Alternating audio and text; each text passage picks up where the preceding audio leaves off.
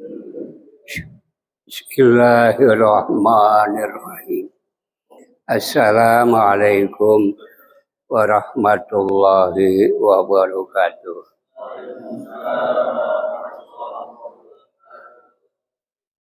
Kaum muslimin dan muslimat, mengawali silaturahmi kita pada pagi hari ini, sekaligus kita menuntut ilmu.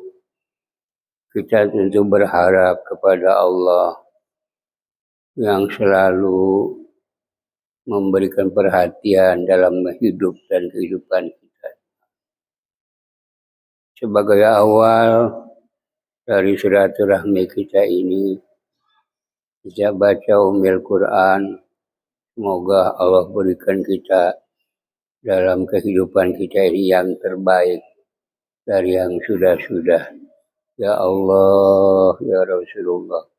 Bihadihin niyah al-Fatihah.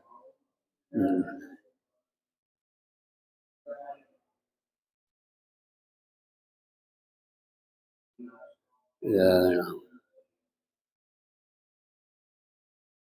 Allah Ta'ala.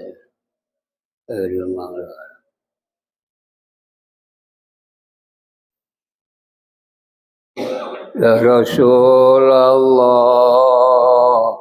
salamun alaik. Ya Rabbi asya'ni wa daradi.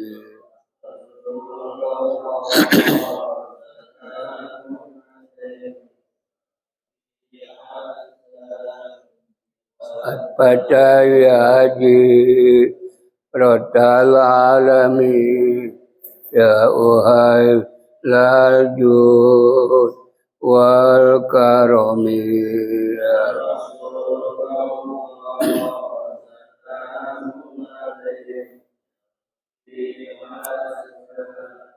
Nahnu jiranum bijal haramil ihsan wal hasani.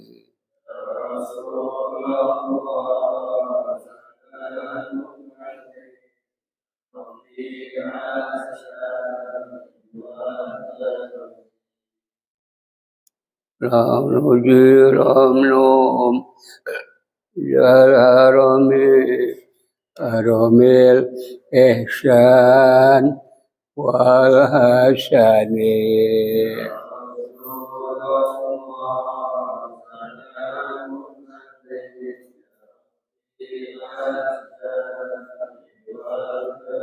Allahumma shalli wa sallim wa barik alaih. Jamaah sekalian yang dirahmati Allah, masih berkaitan dengan buang air besar. Melanjuti bulan lalu,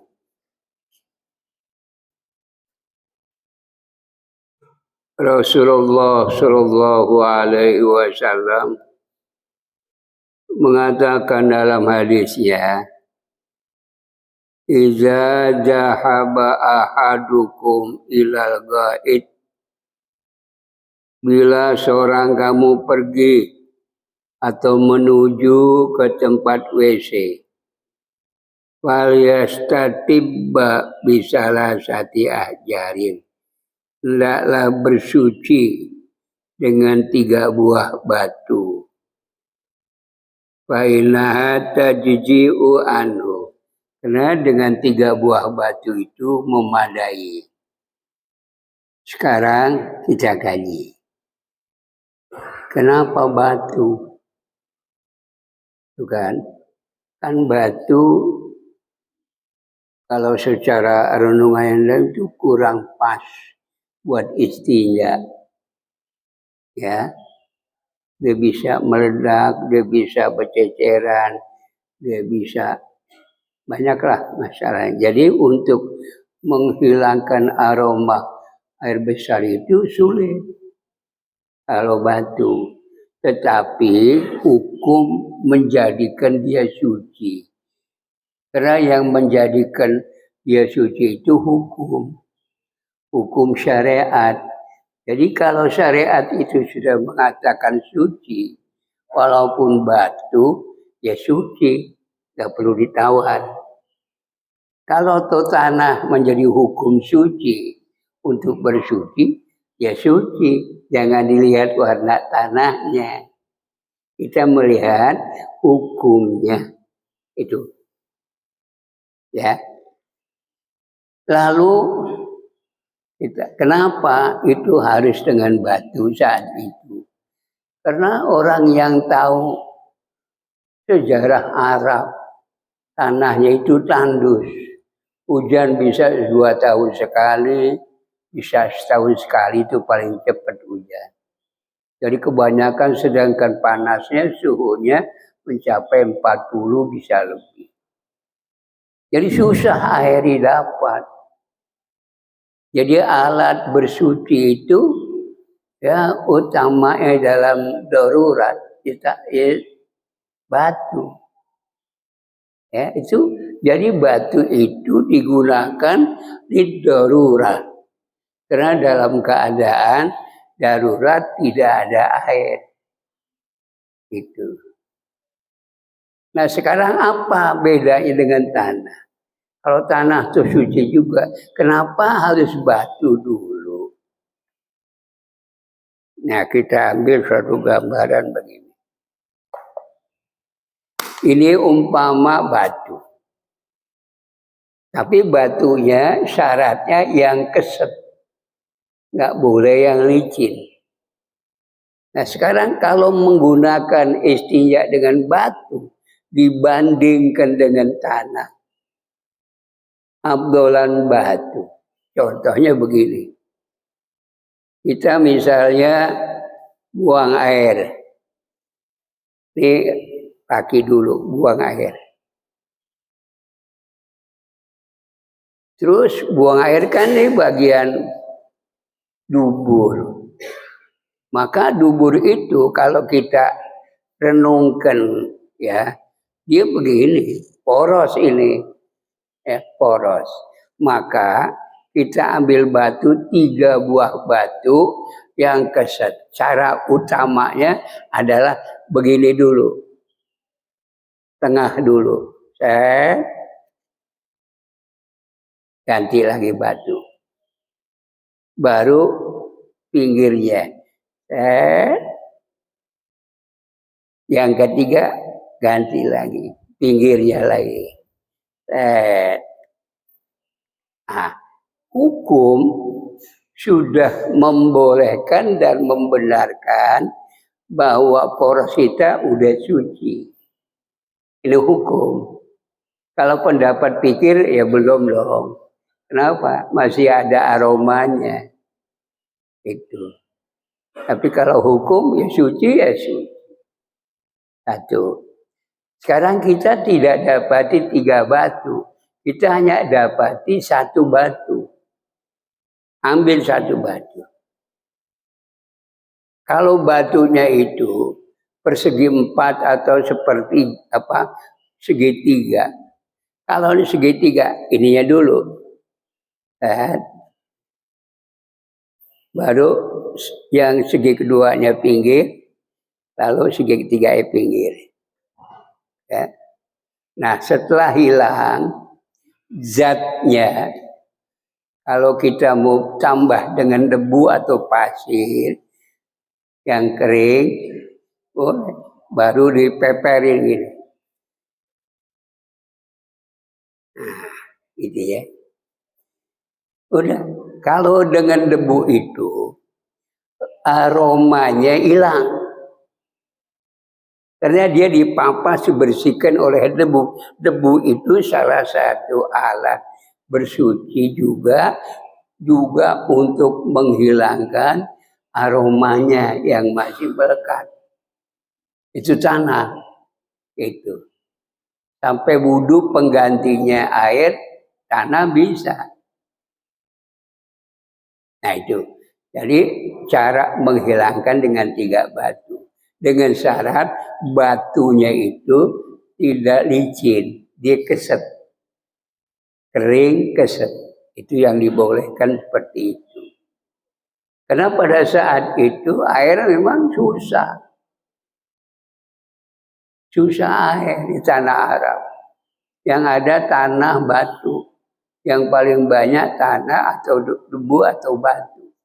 Itulah yang digunakan hukum syariat pada orang yang qadha hajat, yaitu itu airnya susah dicarinya. Buat minum aja susah, buat wudhu susah. Begitu. Tapi Allah kasih ilmiah. Allah berikan ilmiah cara mengambil air yang asin menjadi tawar. Maka disebut mesin penyulingan air laut menjadi air tawar. Ya, dengan alat yang canggih. Disuling tuh. Maka akhirnya dari Mekah, Madinah dan sekitar Jazirah Arab, terutama Saudi, itu tidak kekurangan air. Kenapa? Air laut disuling. Gitu. Untuk dibersihkan rasa garam, menghilangkan juga rasa lekatnya cairan yang asin tadi. Nah, itulah kemajuan. Nah, cuma yang masih mendominasi itu air Zam-Zam. Air Zam-Zam itu sumurnya dekat antara Baitullah dengan Sofa. Di tengah-tengah itulah sumur Zam-Zam. Nah, itu diambil sudah ribuan tahun, entah nggak kehitung jumlah kubiknya, sampai sekarang setiap tahun itu disalurkan, nggak pernah habis. Padahal kalau kita lihat sumber tanahnya kering, tapi air Zam-Zamnya dengan mukjizatnya. Ismail dan ayahnya Ibrahim ditambah ketakwaan ibunya Ismail, yaitu Siti Hajar, sampai sekarang udah ribuan tahun itu air nggak habis. Nah, makanya ada orang saking merasa ini air berkah, ada orang mandi di air Zam-Zam sekaligus wudhu dan dia sholat di sumur Zam-Zam. Ini orang tabaruk tapi nggak ngerti ilmu. Nggak boleh. Masa sholat di sumur Zam-Zam? Karena saya melihat sendiri ada orang sholat sunnah tabarukan kepada Zam-Zam, dia sholat di sumur Zam-Zam. Banyak tuh orang yang keder ilmunya. Tempat sholat bukan di sumur, di Baitullah, masjid, atau yang berjauhan dengan keperluan orang untuk minum yang itu. Ya. Kemudian lagi jamaah.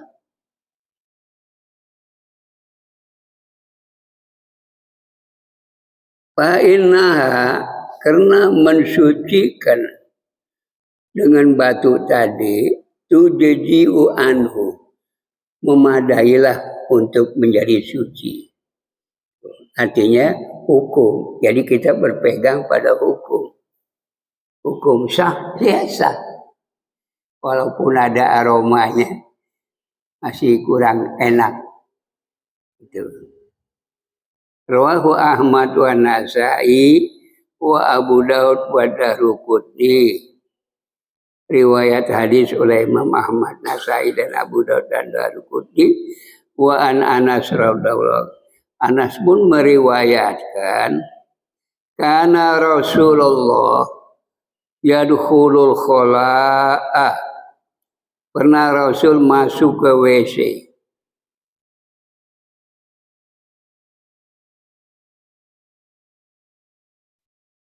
Lalu dia fa'ahmilu, saya membawa wa gulam dan anak kecil itu nahwa idawati bimain wa indatin. Dia bawa semacam idawah itu inaun sagirun, yaitu airnya sedikit kal ibrik seperti di teko. Itu namanya tafsiran dari adalah idawah. Dia bawa air seceret kecil.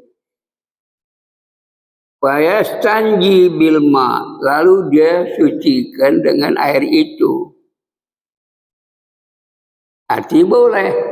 Muttafaqun alaih, hadis riwayat Bukhari Muslim itu boleh. Air sedikit, kalau tidak dikobok boleh. Kita ambil contoh, ada air segelas. Ini kalau saya minum nanti istinja nggak dapat. Kalau pakai istinja minum saya nggak dapat. Dibagi dua. Ya, diminum dulu. Klok. Tinggal separuh baru bakal istinja. Gitu. Bersih? Ya, mau dikata bersih 100% ya nggak mungkin lah, air sedikit. Tapi yang menjadi patokan kita, hukumnya boleh dan memadai. Itu aja. Jadi jangan dipermasalahkan lebih jauh yang namanya susah air. Itu. Kemudian lagi,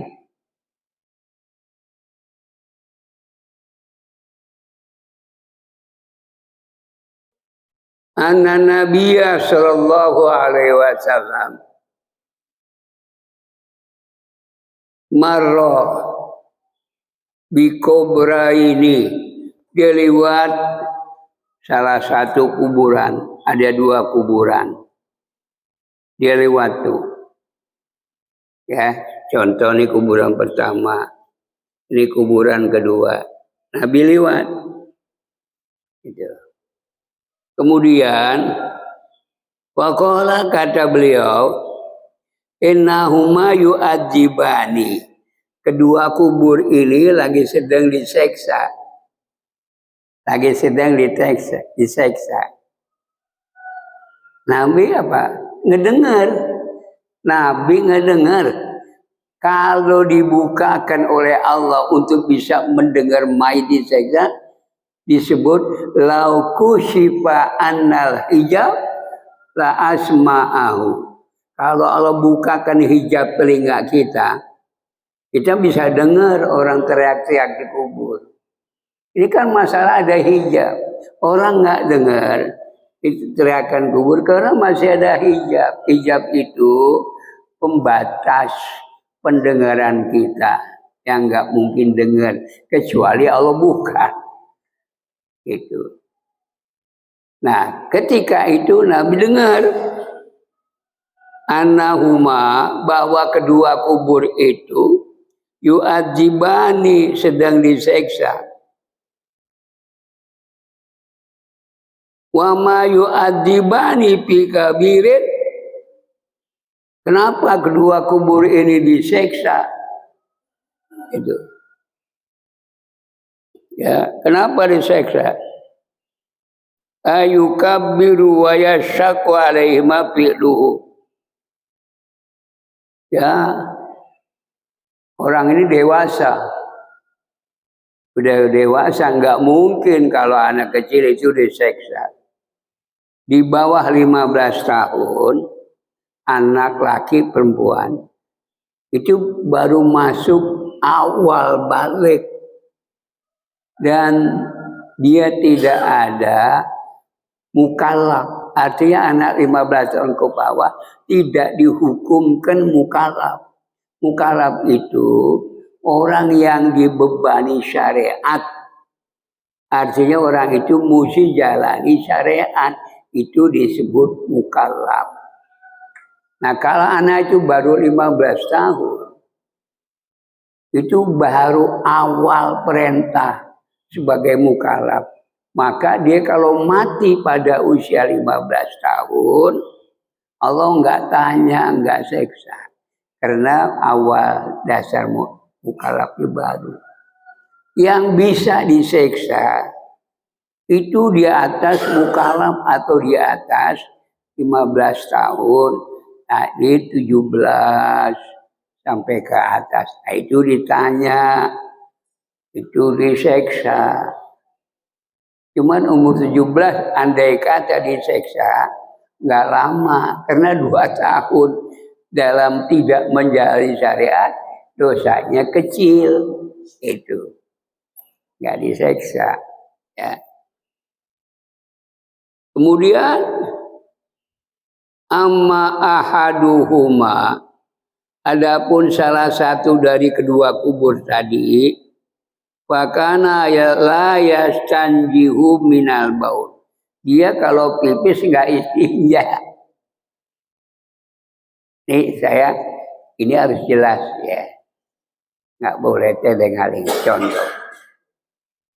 Ini ada orang kencing. Buka. Baik di bawah pohon, di tempat apa. Kencing. Udah selesai, lipat aja masih jalan. Karena orang lagi suka begitu. Jalan, nggak istinja lagi. Sampai dia sakit mati. Inilah yang menjadi awal terseksanya orang karena dia tidak istinja waktu pipis. Minimal kita tuh harus mengantongi tisu. Ya, misalnya tisu. Kita pipis, air susah. Batu nggak ada. Ya tisu aja ditetel. Itu ditetel ya, biar nyerap. Udah, suci. Nggak usah direnungin lagi, suci udah. Gitu. Kalau orang laki. Sekarang perempuan. Maaf. Perempuan agak sulit. Dia nggak bisa sembarangan. Dia harus di kamar mandi atau toilet.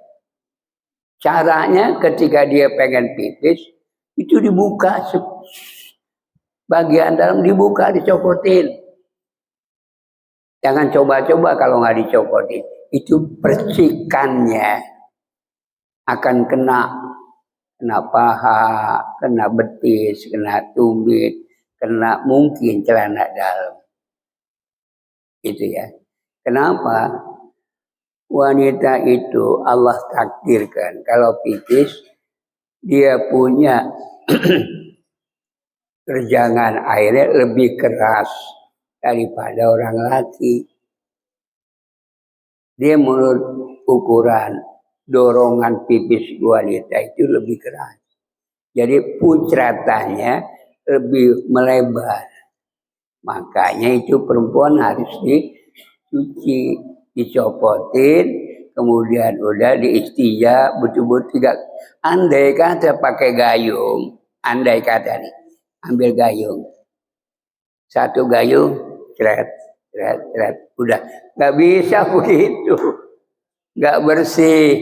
Ini ibu harus tahu, satu gayung ya ambil, ceret, udah pakai, belum bersih, belum pahanya, belum betisnya, jangan dianggap itu suci.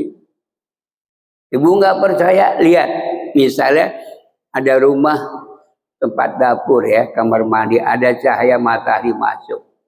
Ibu kencing, lihat percikannya, itu kelihatan ke betis, ke paha, ke celana. Jangankan perempuan, orang laki saya itu uji, saya menguji, meriset, saya kencing di kamar mandi yang ada cahaya matahari. Itu pucarannya kelihatan, dilihat ke mata, ke betis.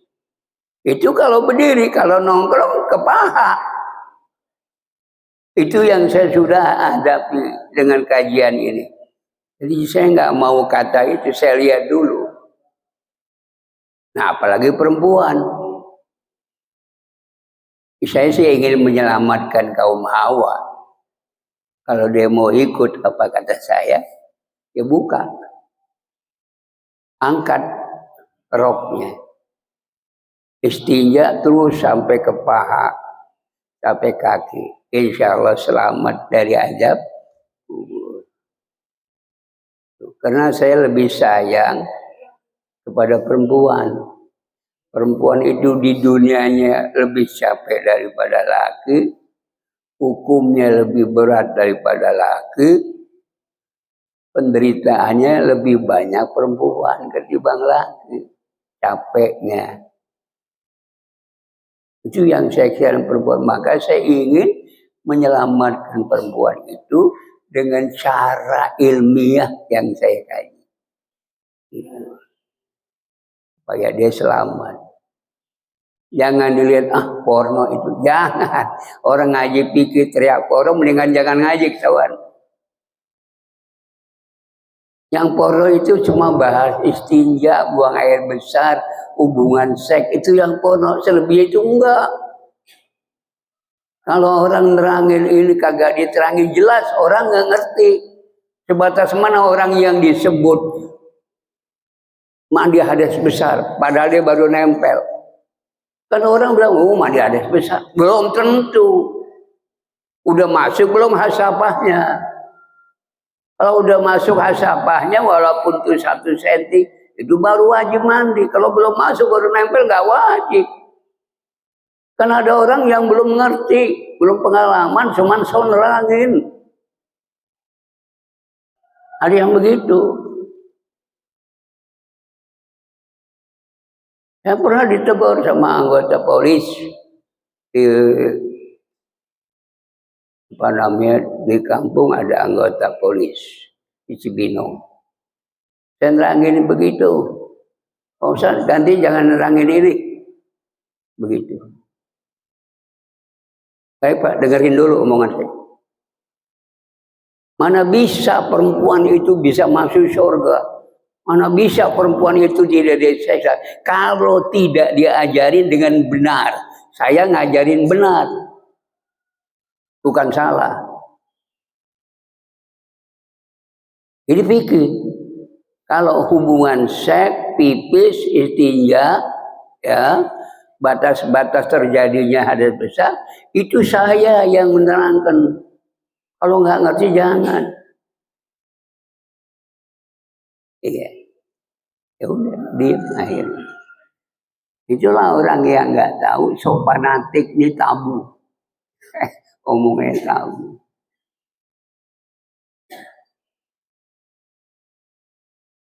Yang pertama, la yastanjihu minal baul.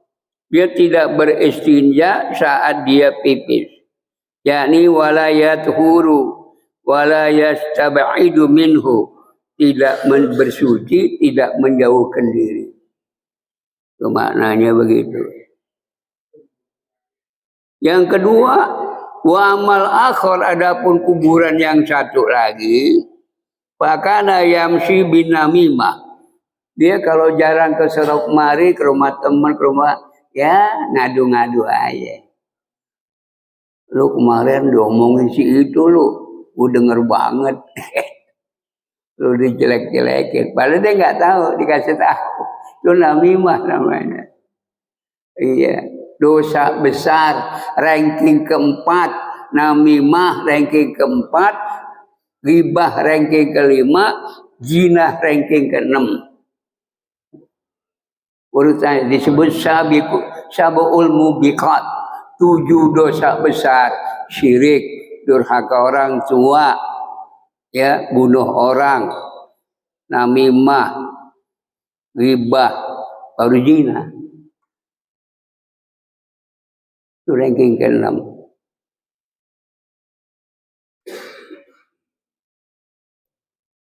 Rawahul Jamaah. Anas menceritakan dalam hadisnya, tanazahu minal bauli, beristinjalah kamu dari air pipis. Fa inna amata azabal qabri minhu, karena pada umumnya sisa kubur itu terjadi karena kurang istinjanya, kurang bersih. Nah, dipaham terutama saya ibu-ibu, ya, buka bagian dalam, angkat roknya, terus kencing, terus istinja dari pinggang sampai ke pantat, sampai ke bagian dubur, kaki, paha itu. Insya Allah ibu selamat. Udah nggak pakai insya Allah lagi. Kalau benar ibu pasti selamat dari siksa kubur. Gitu ya. Kemudian Allah yastanji biyamini, jangan beristinja dengan tangan kanan. Kanan ini Fa'amal yamin fasalamul laka min ashabil yamin. Jadi kanan itu penghuni surga disebut ashabul yamin. Ini megang, ngambil, ngasih. Pokok selain istinja itu kanan. Kalau istinja baru kiri. Itu. Kemudian lagi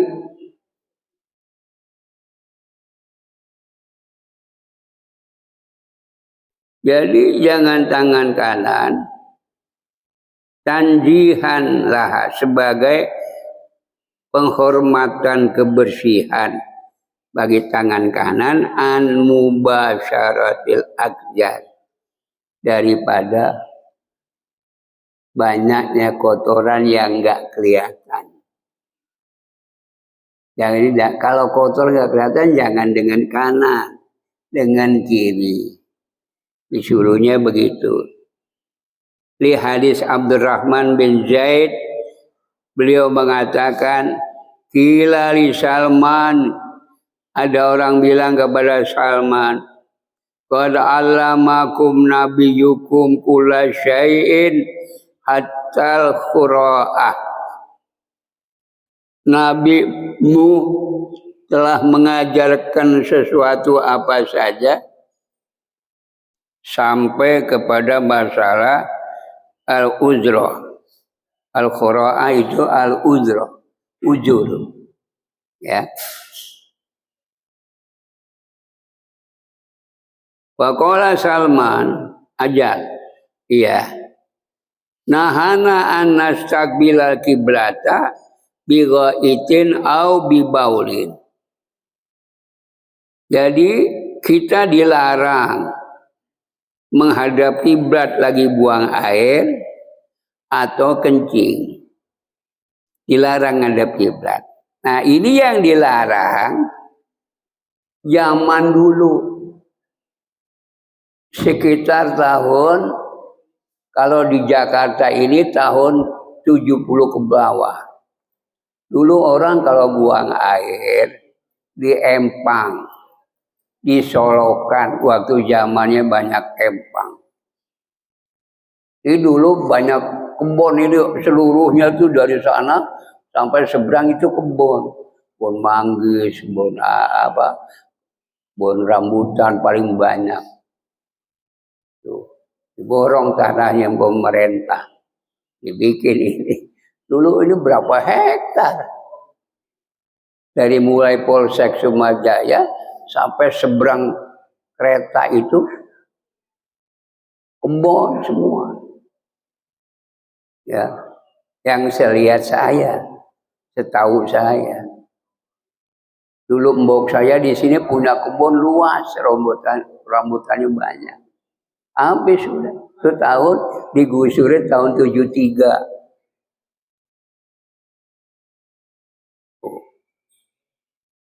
Kemudian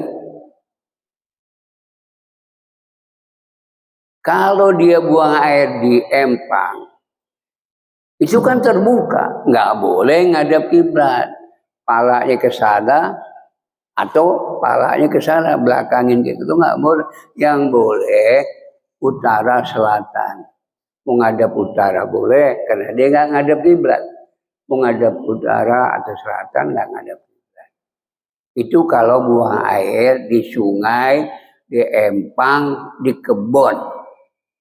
Yang masih buang air di kebun ini, yang saya tahu dan ngalamin, di Magelang, di Kampung Treko.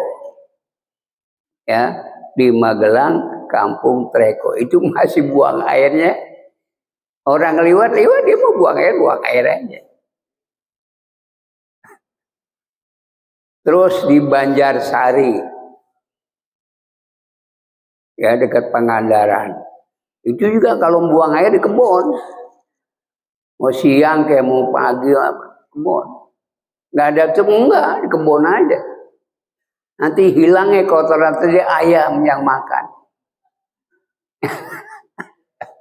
Makanya orang banyak makan dari kotoran manusia. Kalau diberikan sama anak-anak kita itu bodoh. Makanya makan kotoran itu mendatangkan kebodohan. Nggak boleh. Apalagi ikan-ikan mas yang dipelihara di empang, makanannya kotoran manusia. Anak ini bodoh. Gampang bodoh. Culun. Nah, ya, makanya orang Jepang itu lebih senang ikan laut karena kagak ada kotoran. Jadi cerdas dia. Matangnya nggak sampai garing, sekedar matang setengah matang. Cerdas. Coba deh kita latih anak kita makan setengah matang. Telur setengah matang, ikan setengah matang. Yang bukan dari empang. Cerdas. Ya. Nah, sekarang yang masih ada itu Sawangan Pedalaman. Masih begitu. Tahu kampung apa saya lupa namanya. Itu ada empang, ada tempat buang air. Tanamin ikan mas. Ya, jangan sampai. Pokoknya masih daerah pinggiran Jakarta, pinggiran Bogor, pinggiran daerah apa namanya Cianjur, masih begitu. Kemudian berikutnya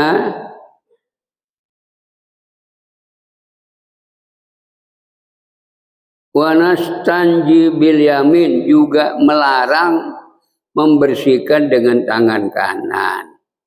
Aw yastanji ahadana bi aqalli salah ahjarin, atau kita istinjanya kurang dari 3 batu. Kalau pakai batu nggak boleh 2, syaratnya harus 3 minimal. Ya. Kemudian karena Nabi wa ja'alu yaminahu li akli. Nabi kalau tangan kanannya itu untuk semata-mata makan, minum, pakai pakaian kanan dulu, mengambil dan memberi tangan kanan. Wa shimaluhu siwa dzalik, tangan kiri selain itu hanya untuk istinja. Rawahu Ahmad wa Abu Daud wa Ibnu Majah wa Ibnu Hibban wal Hakim wal Baihaqi. Itu yang melandasi hukumnya begitu. Ya.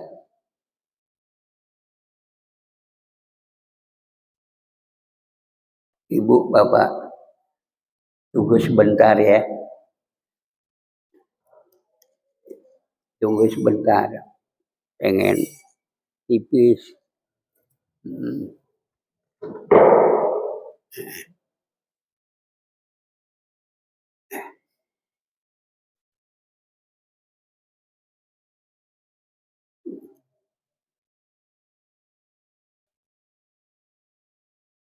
Mana?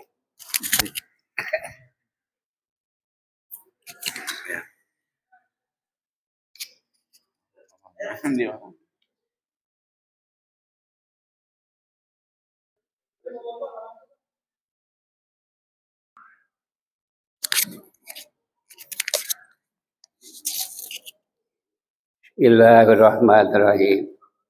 Baik, Ibu Bapak sekalian.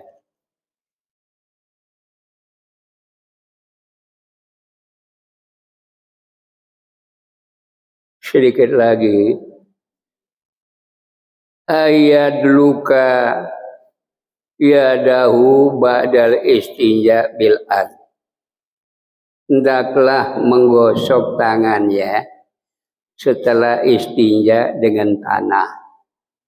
Nah ini, misalnya dia habis istinja pakai batu, takut nanti ada kotoran, habis dia gosokin tangan ini ke tanah. Nah, ini gini-gini. Supaya bakteri tanah atau bakteri kotoran hilang. Secara hukum, ya, hukum yang definitif, debu itu daya bunuhnya lebih cepat ketimbang air dengan sabun. Air pakai sabun gosok hilangin bakteri. Daya bunuhnya lebih cepat tanah. Karena dia habis ambil tanah gini-gini, mati dia. Tuh. Ini logikanya begitu.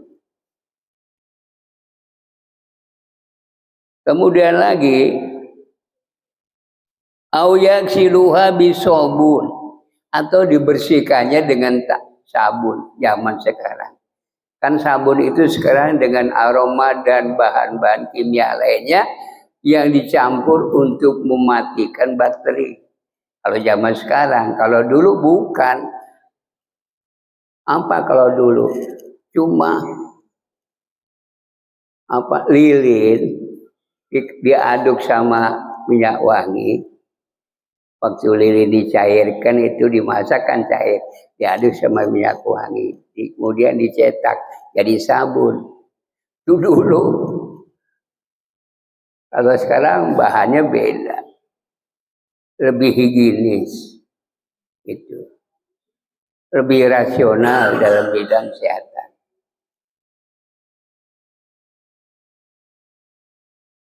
Untuk apa dihilangkan dengan air dan sabun?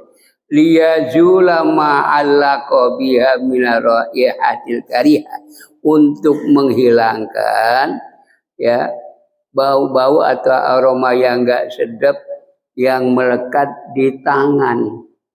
Itu gunanya pakai yang harum. Ya. Jadi bukan untuk kebersihan aja. Ini ibu, bapak habis mandi, udah dilap bersih, udah pakai whitening, dia lap, baru kasih minyak wangi, lunjuk di dalam telinga, jempol di luar telinga, gitu. Terus ini pakai, ya,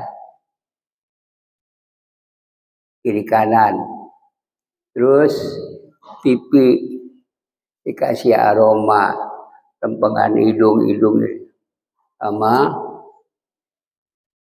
pinggir bibir kanan kiri, lalu leher, gitu, ketiak.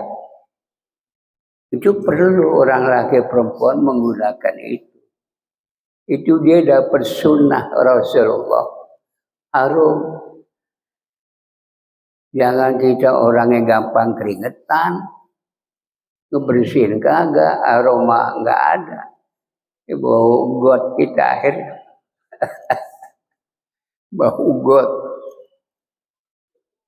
Jangan dibiasain. Ya. Aroma nggak sedap yang ada di baju, di badan, di bagian muka, tangan.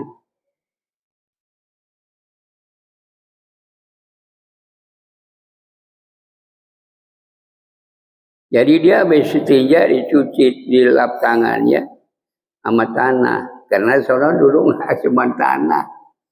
Tuh. Ya. Ibu, begitu saya jelaskan.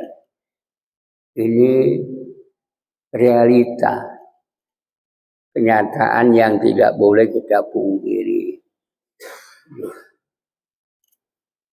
Nah, sedikit lagi, 10 menit tambahannya. Tambahannya ini kan pikir udah.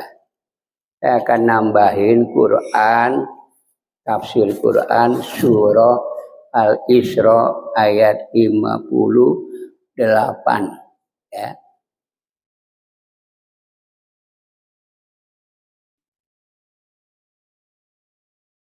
Surah Al-Isra 58.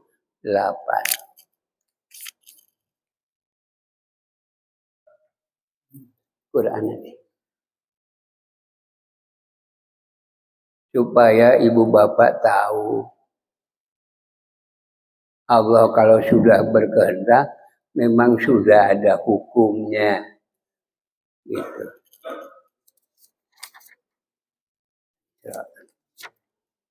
Ya, ya, makasih ya.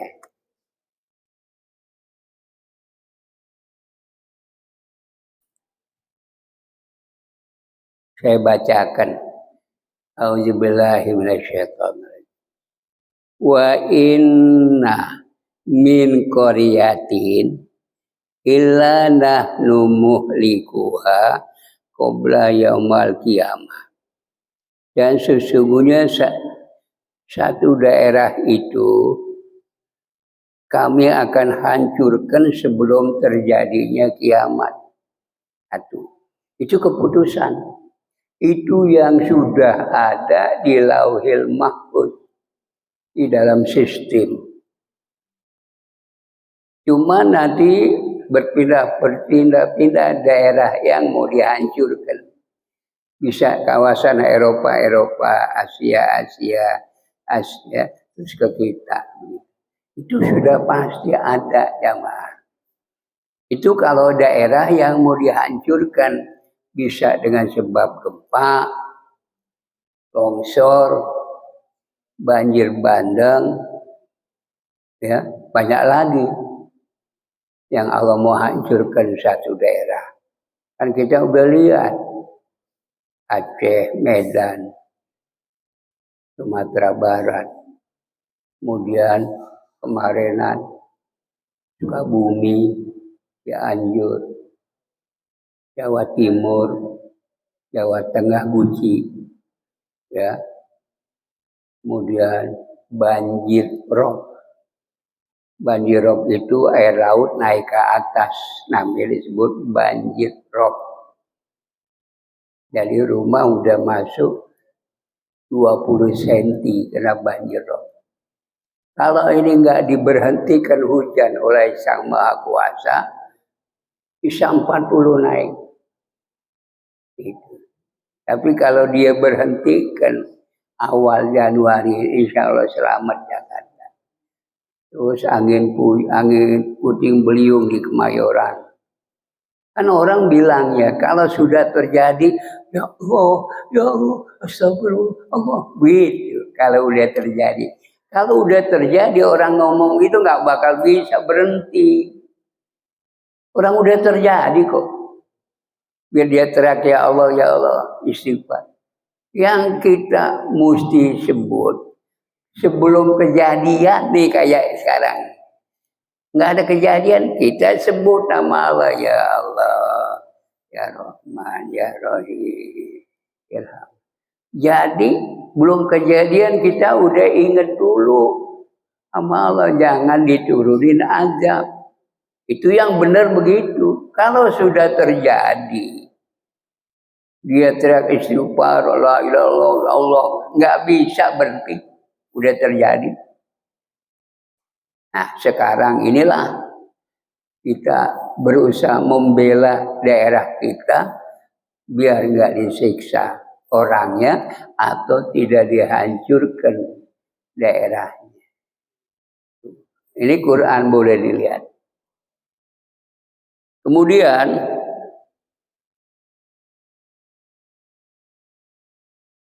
ya, saya ulangi, wa in min qaryatin, tidak ada dari satu daerah illa nahnu muhlikuha, melainkan kami yang menghancur leburkan qabla yaumal qiyamah, sebelum terjadinya hari kiamat.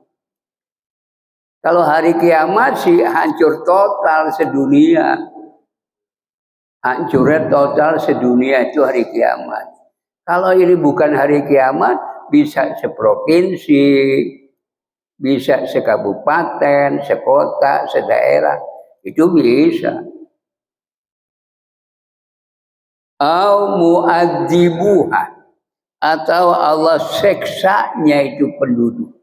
Penduduk itu kita diseksa sama Allah Ta'ala adzaban syadidan, dengan siksaan yang perih, yang sakit, yang luar biasa. Karena zalika fil kitabi mastur. Permasalahan ini kata sudah tercantum di dalam kitab Lauhil Mahfuz, di dalam sistem duniawi. Dunia itu adanya di dalam sistem disebut apa? Lauhil Mahfuz. Di situ perkara apa saja, makhluk apa sudah tercantum. Nah, kalau berita ini di Quran sudah ada, berarti daerah dan manusianya, daerah bisa dihancurkan, orang-orangnya bisa diseksa. Itu. Lalu apa penyebabnya? Gitu kan? Penyebabnya dalam Quran surah Jumat ayat 8. Ya. Apa bilangnya? Yaitu bahwa kami akan hancurkan daerah, ya, akan kami hancurkan daerah itu mutrofiha, orang yang berduit. Orang yang berduit itu papasakupiha, dia berbuat durhaka di dunia ini. Kalau udah berbuat durhaka, bikin ngerusak alam, merusak lingkungan, korupsi, kan itu kalau sudah begitu, fahaqqo alaihal qaulu, maka sudah kepastianlah firman Allah Ta'ala itu bakal terjadi. Ya, pada marnahu tadmiro, lalu kamu hancurkan dengan sehancur-hancurnya. Jadi satu dosa yang bisa menghancurkan negeri atau kitanya. Kedua, orang yang berduit itu membuat kerusakan. Ada seorang ustadz dari Sumatera Barat, dia ceramah di YouTube, menceritakan daerah Sumatera Barat itu di musolahnya, kalau malam jam 10 ke atas itu nenek-nenek sama temannya main remi pakai duit. Main remi itu ada usahanya di YouTube, menceritakan daerah Sumatera Barat, ya, pakai duit sambil ngerokok di musola. Kedua, ya, kalau malam isya ngisep, apalah sabu, apalah apa gitu. Orang nggak ada yang tahu, karena kalau di atas jam 10 di Sumatera Barat itu orang pada tidur, gelap. Nah, dia main, tutup dah. Itu kebiasaan begitu katanya, kata ulama di situ. Ada foto ulamanya itu yang menceritakan itu dia. Terus di Aceh, di Medan, kita lihat orang-orang udah menyalahi hukum. Di Aceh orang udah cara berpakaiannya udah apa namanya, yang nggak sholat banyak, yang melanggar banyak di Aceh. Ada yang ngopi tapi pakai, ya itulah. Siapa yang mau ngontrol? Paling intel kalau memang ada tugas kontrol. Kalau pakaian militer nggak mungkin ketahuan. Ya. Nah sekarang kenapa itu? Satu, yang menghancurkan daerah kita itu orang-orang yang berduit, berbuat salah, tidak sesuai dengan peraturan yang benar. Ya, satu. Kedua, penghuni penduduknya lebih banyak berbuat dosa. Nah, sekarang ada kajian, ada maksiat, ada dosa. besaran mana. Kalau maksiat itu durhaka, dosanya nggak nempel di diri kita kalau kita satu punya wudhu. Kita boleh siap setiap hari kemanapun harus punya wudhu. Jadi kalau ada pandangan maksiat di telinga, di mata, itu nggak nempel, jatuh lagi. Karena dia masuk al-wudhu silahul mu'minin. Wudhu itu senjata orang mukmin. Dia dapat menamengkan dosa maksiat.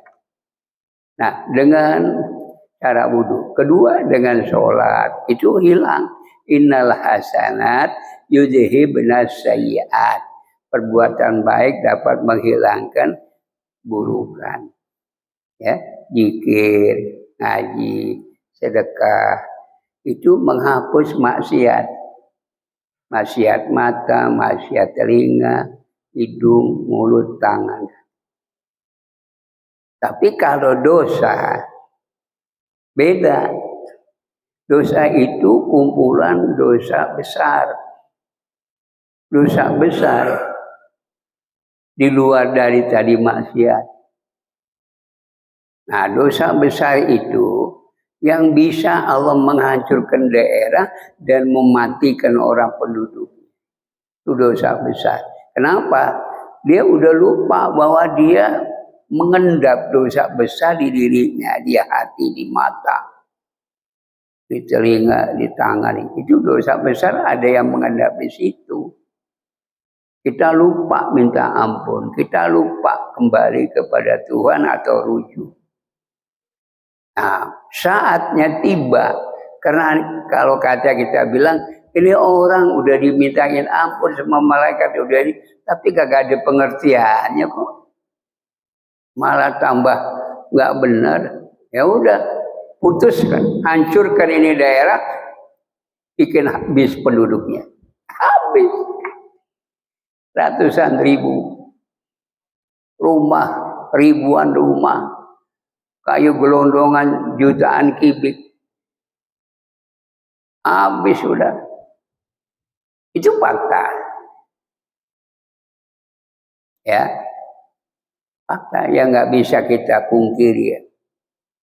Nah itu jadi sebenarnya buat kita ini di Depok, lazimkan makmurkan masjid dengan sholat, zikir, taklim, dan lainnya.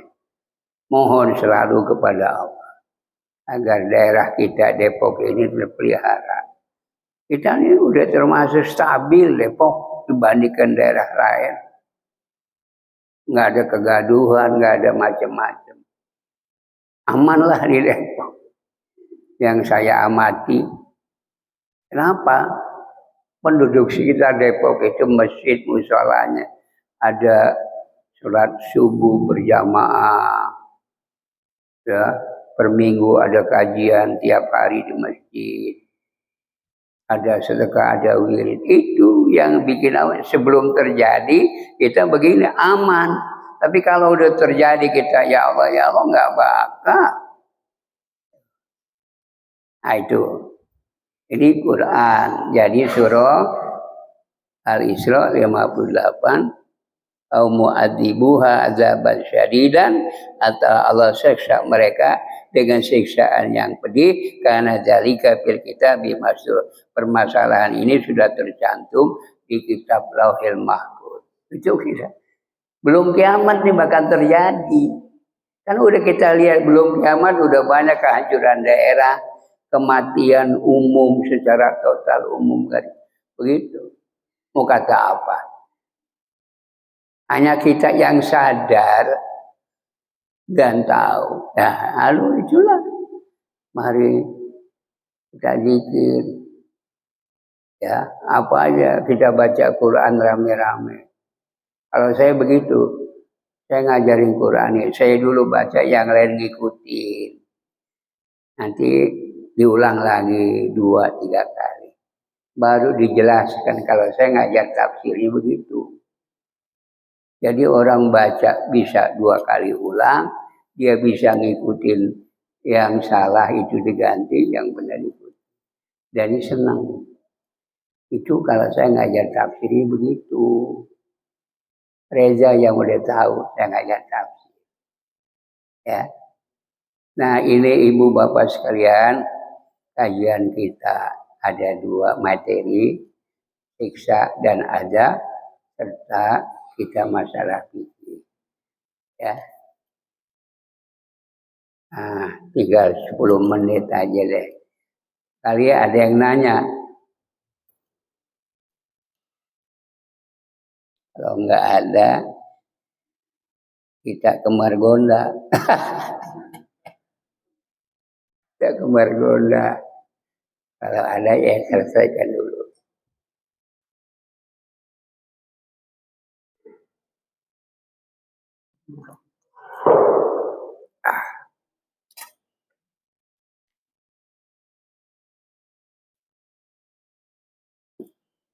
Ya.